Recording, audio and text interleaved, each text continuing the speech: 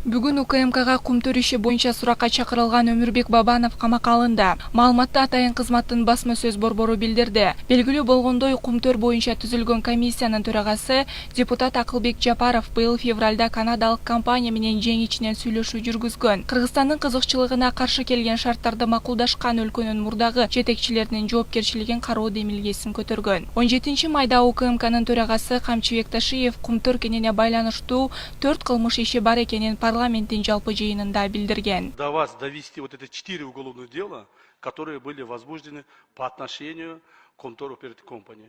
Здесь одно дело именно руководителям, по отношению руководителя Comtor Operating Company, а 3 дела это должностные преступления тех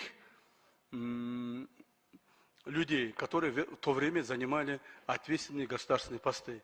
Туда входит несколько бывших премьер-министров, депутатов. У нас еще имеются материалы по отношению даже тех депутатов, которые в то время получали какие-то финансовые поддержки со стороны Comtor.